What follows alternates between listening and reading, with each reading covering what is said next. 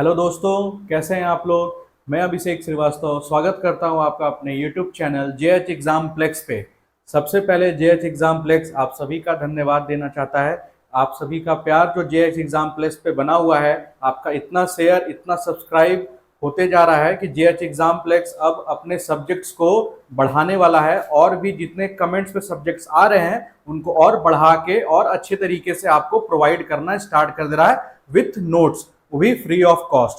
तो नोट्स के लिए आप सबसे पहले क्या करेंगे, इसी वीडियो के डिस्क्रिप्शन में आप जाएंगे, आपको लिंक मिलेगा व्हाट्सएप और टेलीग्राम चैनल का, उसको आप ज्वाइन कर लें और ज्वाइन करते के साथ ही आपको प्रीवियस जो भी नोट्स होंगे आप तक पहुंच जाएंगे। आप उसको वैसे भी पढ़ सकते हैं या प्रिंट आउट निकाल के उसको समझ के आप खुद का भी नोट्स अच्छे से बना सकते हैं। चलिए, तो इसके पहले क्लास में जो मेजर 1 के लिए हम लोग हिस्ट्री पढ़ रहे थे, उसमें हम लोग इंपॉर्टेंट क्वेश्चन का सीरीज को इसमें स्टार्ट किए हैं। हम लोग देखिए एग्जाम सर पे है, नहीं तो पूरे डिटेल में हम लोग लेके चलते, एकदम आराम आराम से लेके चलते, हर एक चीज को समझा के चलते। लेकिन एग्जाम सर पे है क्योंकि आपको मौका मिल गया है। 2 तारीख का जो एग्जाम था उसके बाद से जितने भी एग्जाम है सबको आगे बढ़ा दिया गया है, तो हम लोग को मौका मिला है कुछ समझने का। और जो इंपॉर्टेंट क्वेश्चन आपके एग्जाम में आ सकते हैं, जो भी टॉपिक आपके सिलेबस में प्रिस्क्राइब है उसके हिसाब से जो भी इंपॉर्टेंट क्वेश्चन बन पाता है या फिर और जितने प्रीवियस ईयर में क्वेश्चन बन चुके हैं उसके आधार पर जो जेएच एग्जाम प्लेक्स है आपके लिए सभी सब्जेक्ट में क्वेश्चन लेके आ रहा है। ठीक है, तो आप प्लेलिस्ट को भी जरूर जाके एक बार देखें कि कौन कौन सा सब्जेक्ट यहाँ पर हो रहा है। यहाँ पर मेजर भी कवर हो रहा है, एमडीसी भी हो रहा है, माइनर भी हो रहा है, और जो भी आप सब्जेक्ट कमेंट पे कर रहे हैं वो टोटल कवर यहाँ पर किया जा रहा है। तो आज हम लोग इसके पहले जो मेजर का क्लास हुआ था हिस्ट्री के लिए, उसमें हम लोग एक क्वेश्चन जो था हड़प्पा सभ्यता का उसको कवर किए थे, और वो क्वेश्चन था हड़प्पा सभ्यता का उत्पत्ति और विस्तार।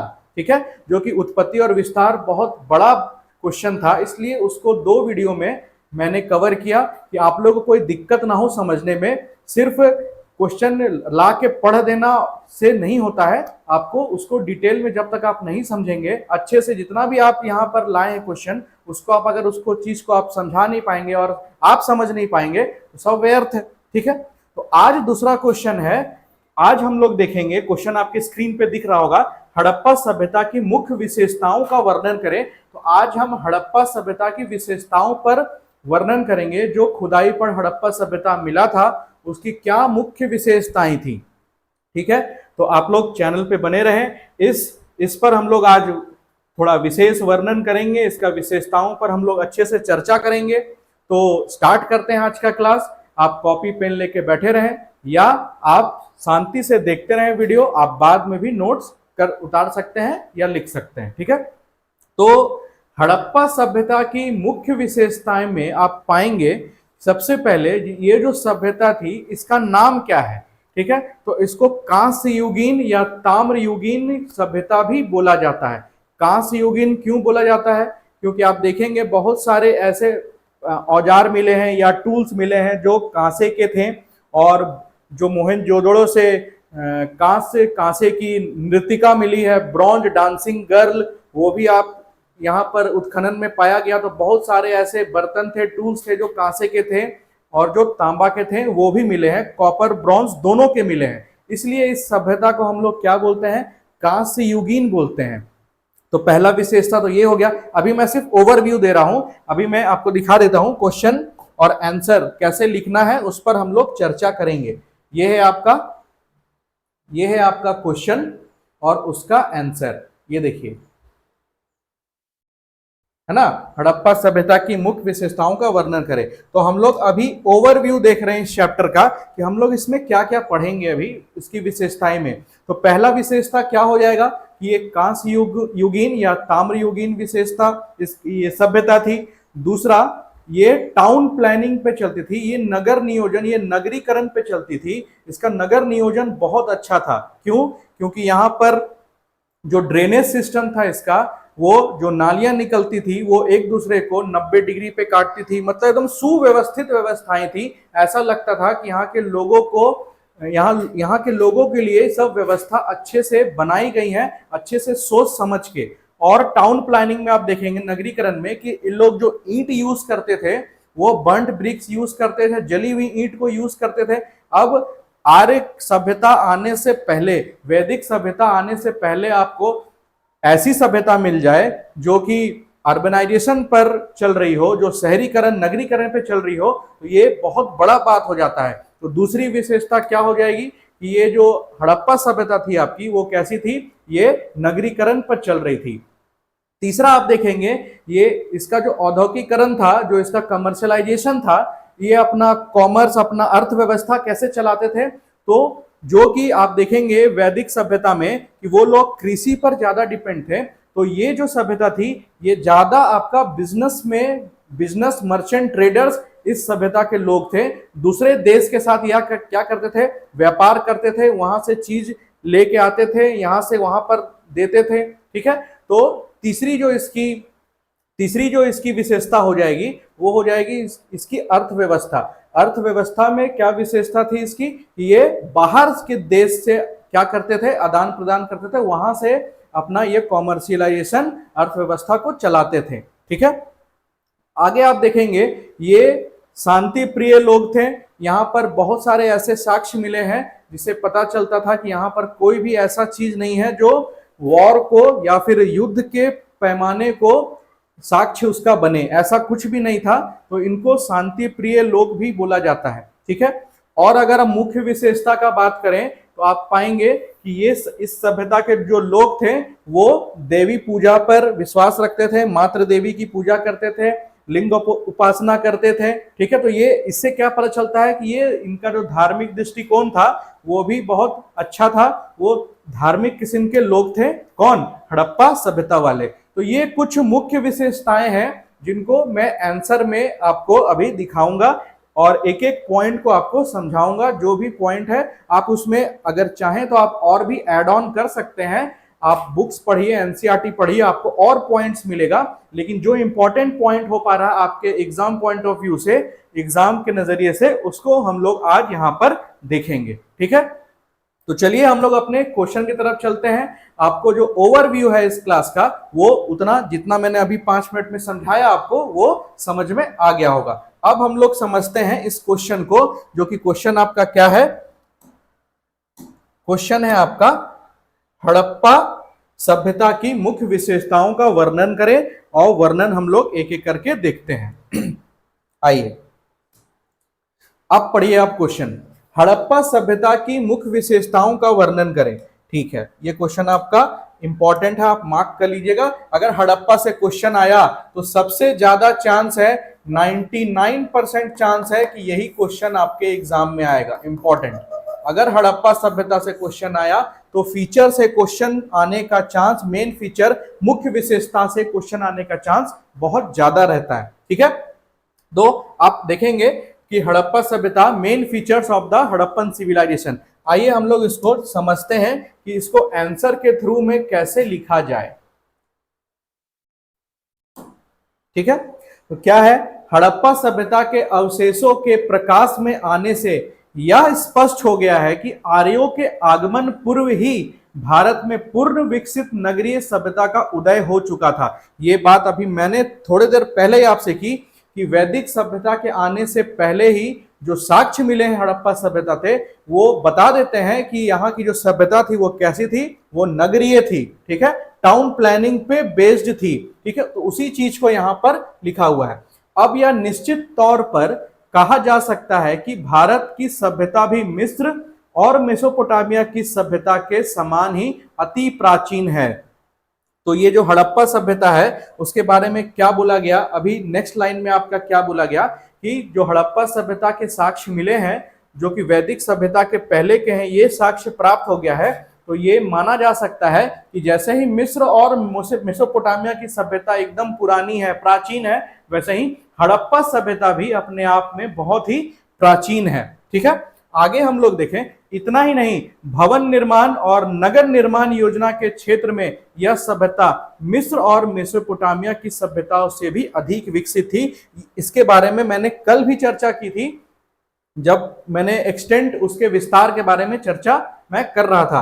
तो यहां पर आप देखेंगे कि हड़प्पा सभ्यता का जो भवन निर्माण है जो उसका घर बनाया गया है या उसका जो टाउन का व्यवस्था बनाया गया है, वो आपका जो ये दोनों सभ्यताएं थी, कौन कौन, मिस्र और मेसोपोटामिया, उससे भी सुव्यवस्थित थी, उससे भी ज्यादा अच्छी थी। ठीक है, यहां पर लोगों का ऐसा लग रहा था कि लोगों को ध्यान में रखते हुए ही ये सभ्यता बसाई गई थी। ठीक है, जैसे अभी बसाई जाती है लोगों को ध्यान में रखते हुए, अभी लेटेस्ट में। ठीक है, आगे हम लोग देखें तो भवन निर्माण और नगर निर्माण योजना के क्षेत्र में यह सभ्यता मिस्र और मेसोपोटामिया की सभ्यता से अधिक विकसित थी।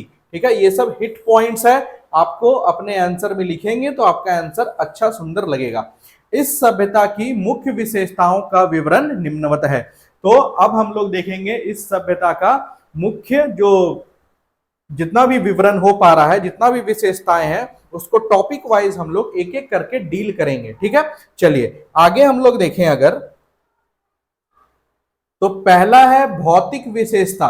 तो भौतिक विशेषता मतलब जो भी खुदाई में मूर्ति, स्नानागार, अन्नागार या फिर कोई सिमेट्री, कोई कब्रिस्तान, ये सब मिला है, उसको हम लोग बोलते हैं भौतिक विशेषताएं। तो आप देखेंगे यहां पर भौतिक विशेषताएं में, इसको मैं अंडरलाइन कर दूं, भौतिक विशेषताएं। तो भौतिक विशेषता में आप देखेंगे सैंधव सभ्यता के लोगों की नगर निर्माण योजना अत्यंत उन्नत थी।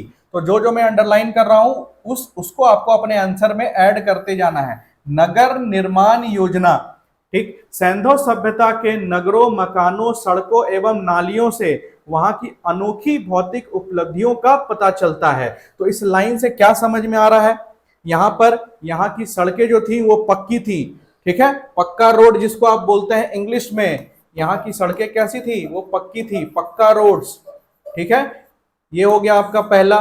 दूसरा, यहाँ का जो घर बनता था वो किस टाइप के ईंट से बनता था, तो जली हुई ईंट से बनता था, जली हुई ईंट से यहाँ का घर सब बनता था।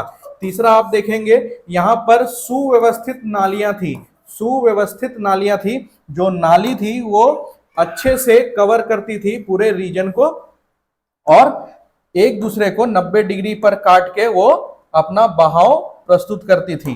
ठीक है,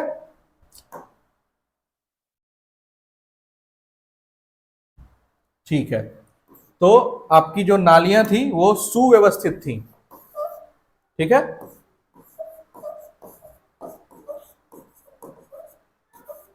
सुव्यवस्थित थी। ठीक, तीसरा आप देखेंगे यहां पर नगर का बात हो गया, मकान, सड़क का बात हो गया, नालियों का बात हम लोग कर लिए। तो ये सब चीज को आपको ध्यान में रखना है और ये सब चीज को डिटेल में पढ़ना है आपको। तो आप बुक पढ़ें, बुक क्यों नहीं पढ़ते आप, सबसे पहले आप बुक पढ़ें, एनसीईआरटी पढ़ें, एनसीईआरटी पढ़ के आएंगे तो आपको ये ज्यादा समझ में आएगा। ठीक है, आगे कि अनोखी भौतिक उपलब्धियों का पता चलता है। तो ये सब कारणों से इसकी भौतिक उपलब्धियों का पता चलता है हड़प्पा सभ्यता की। ठीक है, सैंधव युग के बर्तनों, औजारों और उपकरणों में काफी हद तक एक रूपता पाई जाती है। तो सैंधव युग के जो बर्तन है और जो औजार हैं, जो टूल्स पाए गए हैं, जो यूटेंसिल्स पाए गए हैं और जो उपकरण पाए गए हैं, उसमें काफी हद तक एक रूपता पाई जाती है। क्यों? क्योंकि सब या तो कांसे के बने हैं या तो तांबे के बने हैं। ठीक है, सब में सेम चीज का यूज हुआ है बनने में, इसलिए यहां पर एक रूपता दिखाने का बात हो रहा है। आगे आप देखेंगे इस सभ्यता की मुहरे और मनके कारीगरी के सुंदर नमूने हैं। तो कुछ कुछ मुहरे भी पाए गए थे यहां पर, जिसको आप क्या बोलते हैं, सील्स। जैसे एग्जांपल पशुपति महादेव का सील यहां पर मिला था, पशुपति महादेव, पशुपति महादेव। ठीक है, और मनके, मनके मतलब बीड्स होता है ना, इस तरीके से मनका बनाना, माला बनाना, बीड्स। ठीक है, ये होता है मनके। तो ये सब यहां से प्राप्त हुए हैं। तो मनके कारीगरी के सुंदर नमूने हैं, साथ ही उनकी प्रस्तर मूर्ति कला और पकी मिट्टी की लघु मूर्तियां तकनीकी उत्कृष्टता में समकालीन मिस्र और मेसोपोटामिया की कला से बेहतर हैं। तो प्रस्तर मूर्ति कला, तो आपको क्या मिला है, डांसिंग, ब्रॉन्ज डांसिंग गर्ल मिला है, ब्रॉन्ज डांसिंग गर्ल यहां से प्राप्त हुआ है इस सभ्यता से। ठीक है, कांस्य युगीन नृतिका, ठीक है, आपको नटराज की मूर्ति भी प्राप्त हुई है। नटराज की मूर्ति भी प्राप्त हुई है। ठीक, पकी हुई मिट्टी से, अब देखिए ये जो बर्तन बनाते थे ये रेड कलर का बर्तन बनाते थे, लाल मृदभांड, लाल मृदभांड, ठीक है, रेड कलर का इन लोग बर्तन, जो मृदभांड था इन लोग का, रेड कलर का बर्तन इन लोग बनाते थे। ठीक है, तो ये एक्स्ट्रा फैक्ट्स कुछ कुछ मैं बता दे रहा हूं जो आपके एमसीक्यूज में आने का संभावना ज्यादा रहेगा। ठीक है, आगे हम लोग देखें अगर, तो ये था आपका कैसा, भौतिक विशेषता। तो आप देखेंगे भौतिक विशेषता में जो जो चीज पाया गया उसके बारे में यहां पर चर्चा हुआ है। तो जो जो चीज पाया गया है उसका एग्जांपल्स मैं लिख दिया हूं, आप इसको अपने नोट्स में एक्स्ट्रा ऐड कर सकते हैं। ठीक है, और भी बहुत चीज पाया गया, जैसे आपका सिमेट्री पाया गया, ठीक है, कब्र सिमेट्री पाया गया, ठीक है, स्नानागार, स्नानागार, ठीक है, अन्नागार, अन्नागार, और भी बहुत कुछ पाया गया। ठीक है, चलिए आगे हम लोग देखें कि इनका सामाजिक एवं आर्थिक विशेषताएं क्या हैं। सामाजिक एवं आर्थिक विशेषताएं मतलब इनकी सोसाइटी और इनका इकोनॉमिक कैसा था, इनकी सोसाइटी और इनका इकोनॉमिक, इकोनॉमी कैसा था। ठीक है, तो आप देखेंगे यहां पर मैंने पहले ही चर्चा की, इनका जो सोसाइटी था तो ये अपना सोसाइटी में जिस प्रकार से इन लोग रहते थे तो वो यहां पर इन लोग ज्यादा कैसे थे, तो ये लोग मात्र सत्तात्मक आप बोल सकते हैं कि मां हेड होती थी यहां पे।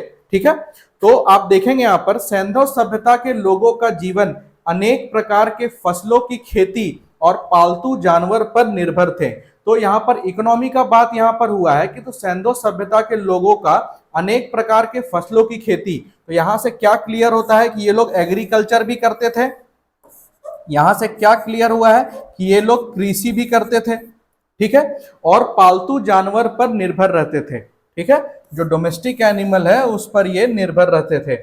इससे वहां की अर्थव्यवस्था नगरों में बसे लोगों का, इससे वहां की अर्थव्यवस्था नगरों में बसे लोगों का भरण पोषण करने में समर्थ हो गई। ठीक है, तो आप देखेंगे एग्रीकल्चर भी होता था और वहां पर पालतू जानवर का यूज भी होता था।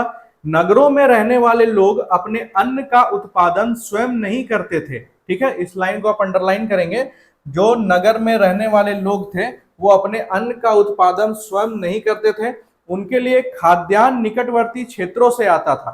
ठीक है, तो उनके लिए जो खाने पीने का सामान था उनके नजदीकी क्षेत्र, उनके अगल बगल वाले क्षेत्र से उनके पास आता था। इसका अर्थ यह भी है कि नगरों में गैर कृषि कार्य करने वाले लोग यथा कारीगर, व्यापारी एवं अधिकारी वर्ग के लोग रहते थे। ठीक है, अब देखिए ये किनके बारे में बोला गया, ये लाइन, इस लाइन को मैं थोड़ा समझा दूं, ये किनके बारे में बोला गया है। जो लोग कृषि कर रहे हैं, ठीक है, वो लोग तो कृषि करके अपना खा लेंगे या उनको उसका वो बेच देंगे, उनसे पैसा कमा लेंगे। ठीक है, लेकिन जो अदर लोग हैं जो कृषि नहीं कर रहे हैं, जैसे कारीगर हो गए, कारीगर हो गए, व्यापारी हो गए, अधिकारी वर्ग के लोग हो गए। ठीक है, तो ये लोग कृषि नहीं करते थे, ये गैर कृषि कार्य में संलिप्त थे, तो इन लोग को भी तो खाना चाहिए, तो इनके लिए खाद्यान्न ये लोग क्या करते थे, बाहर से आता था या ये लोग बाहर से लेके आते थे, खरीद के लाते थे। ठीक है, आगे आप देखेंगे इस काल में आंतरिक तथा विदेशी व्यापार काफी विकसित अवस्था में था।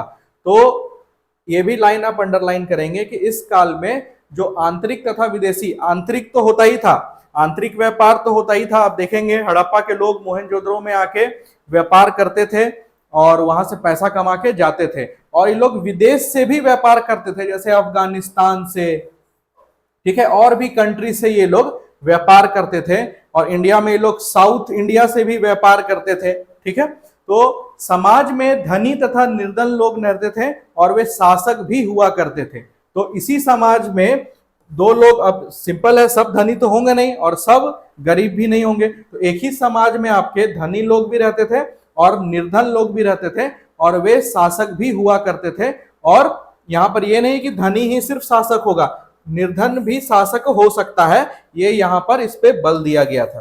ठीक है, अब देखिए समानता क्या है, एक रूपता, समानता क्या है, जो विशेषताएं, एक जो समानता की विशेषताएं हैं वो एक रूपता की विशेषताएं हैं, वो क्या है उस पर अभी हम लोग चर्चा करेंगे।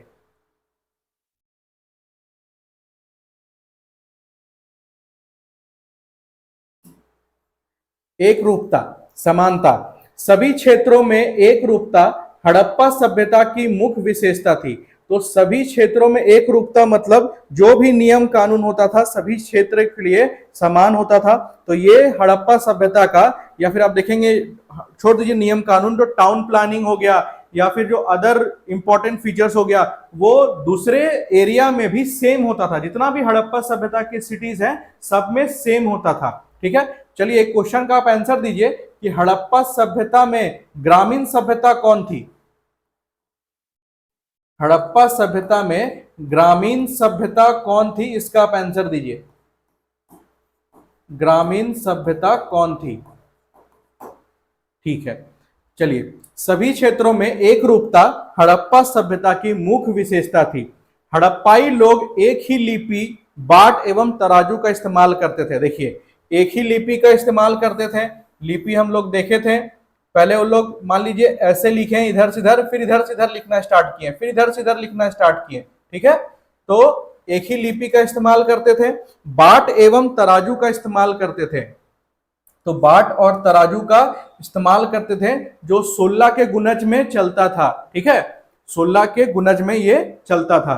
वे तांबा एवं कांसा से निर्मित जिन औजारों का प्रयोग में लाते थे उनकी बनावट, शक्ल एवं आकार एक जैसे होते थे। अभी थोड़ी देर मैंने पहले चर्चा की कि जो कांसा और तांबा से बर्तन इन लोग यूज करते थे उसका शेप और साइज और उसका जो जो भी और चीज है वो आकार, वो शक्ल सब क्या होता था, सेम होता था। आगे आप देखेंगे तो इस चीज को आप अंडरलाइन कर लेंगे। वे तांबा एवं कांसा से निर्मित जिन औजारों का प्रयोग में लाते थे उनकी बनावट, शक्ल एवं आकार एक जैसे होते थे। ठीक है, उनके द्वारा प्रयोग में लाई गई ईंटों का अनुपात 4:2:1 होता था। ये बहुत इंपॉर्टेंट है, आप ये आपका एमसीक्यू में भी आ सकता है। जो ईंट होती थी, मान लीजिए ईंट है ये आपका कोई ईंट है, तो इसका जो बनावट होता था वो किस अनुपात में होता था, लंबाई, चौड़ाई, ऊंचाई, इस अनुपात में 4:2:1 के अनुपात में होता था। तो इसको आप याद कर लीजिएगा।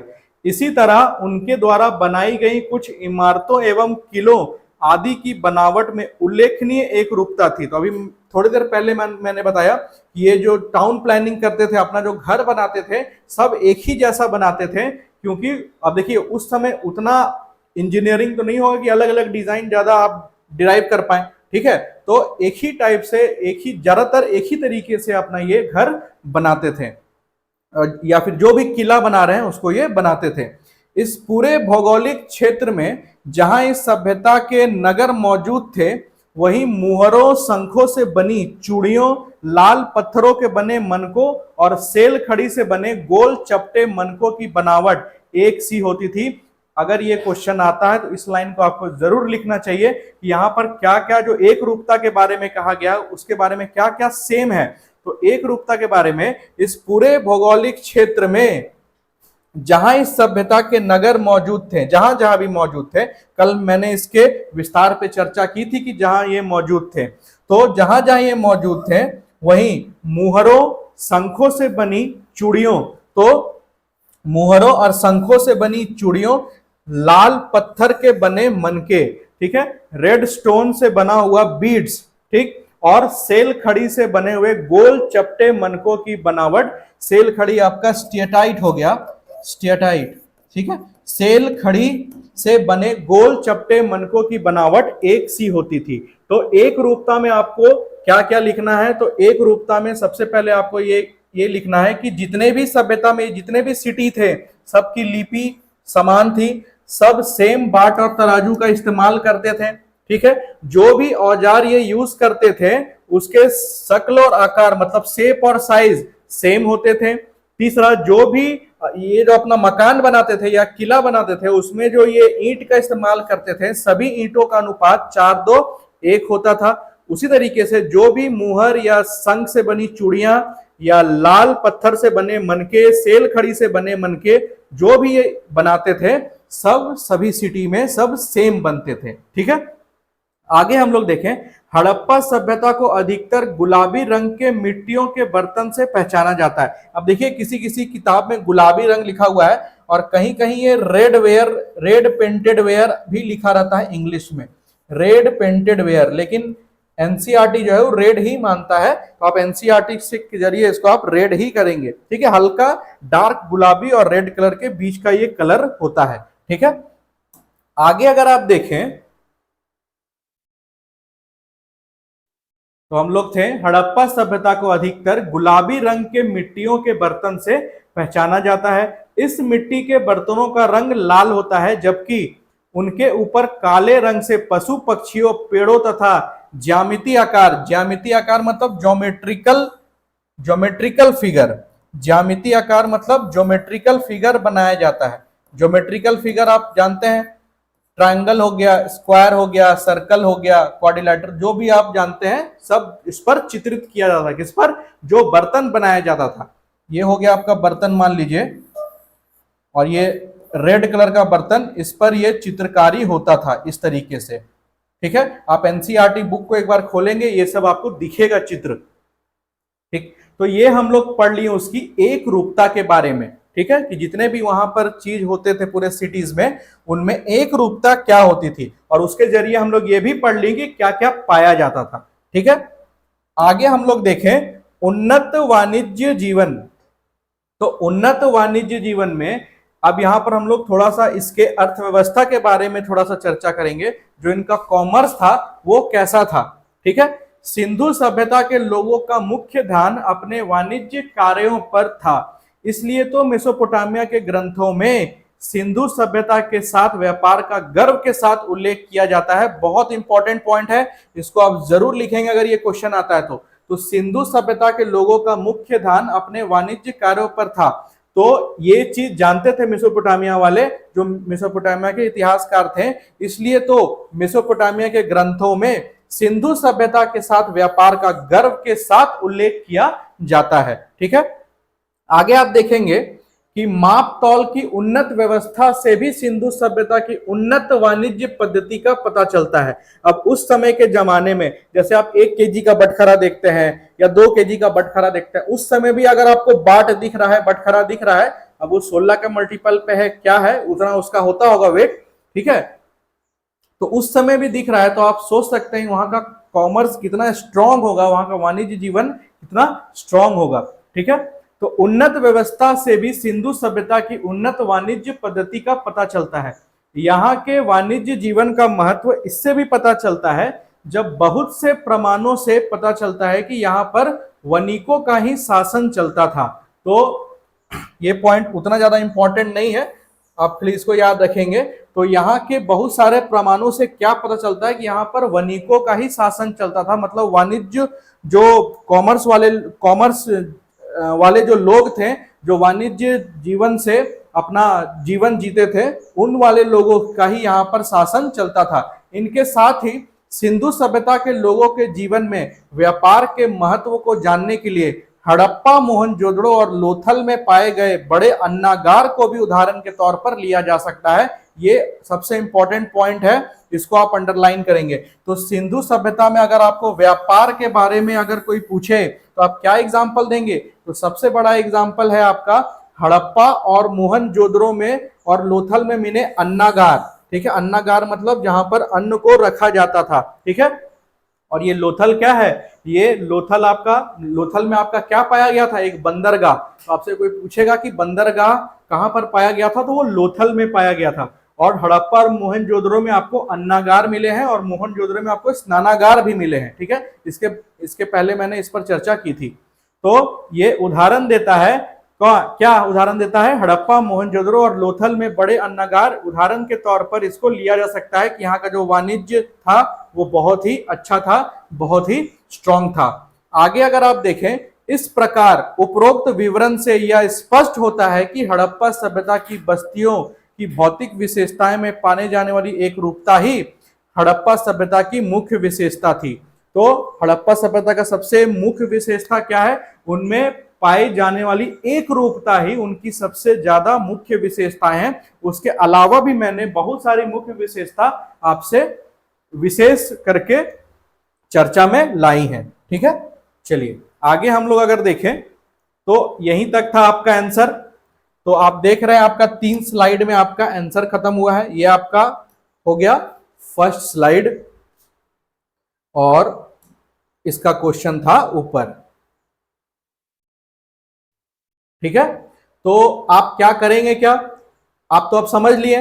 देखिए आपको करना क्या है, जैसे आप क्वेश्चन देखें, आप ये क्लास देख लिए, अब आप क्लास देख लिए, आपको नोट्स तो मिल ही जाएगा। आपको नोट्स को पहले नहीं पढ़ना है, आप सबसे पहले क्या करेंगे, आप सबसे पहले खुद से लिखेंगे। जो भी आप अभी समझे हैं उसको खुद से लिखेंगे, क्योंकि आप लिखेंगे तभी आपको याद रहेगा। ठीक है, कुछ भी आप समझे हैं, एक लाइन भी समझे हो तो आप खुद से लिखें। ठीक है, जब तक आप खुद से नहीं लिखेंगे आपका मार्क्स, आप याद करके भी रट के आप नहीं लिख पाएंगे, आपको बड़ा आंसर लिखना है। ठीक है, तो आप खुद से लिखे, जो जो भी आप समझे हैं, टाउन प्लानिंग और व्यापार के बारे में, वाणिज्य के बारे में, माप तौल के बारे में, बाट के बारे में, जो भी आप समझे उस चीज को लिखें, वहां पर खुद से लिखें, कहां पर क्या पाया गया था उस चीज को लिखें। फिर किताब पढ़ें, नोट्स पढ़ें और देखिए आप कहां कहां पर आपका कमी हो रहा है, उस कमी को आप खत्म करके अपना आंसर को अपना अच्छा बना सकते हैं और अच्छा मार्क्स आप गेन कर सकते हैं। ठीक है, तो चलिए ये था आपका एक क्वेश्चन, आज हम लोग कंप्लीट कर लिए मुख्य विशेषताओं पर। अगला क्लास जो होगा वो हम लोग लेके आएंगे जो और इंपॉर्टेंट क्वेश्चन, क्योंकि एग्जाम सर पे है, तो अगला क्वेश्चन हम लोग लेके आएंगे जैनिज्म और बुद्धिज्म पर, क्योंकि वहां से भी क्वेश्चन आने का चांस बहुत ज्यादा रहता है। ठीक है, तो चलिए मिलते हैं हम लोग नेक्स्ट क्लास में, तब तक के लिए जय हिंद।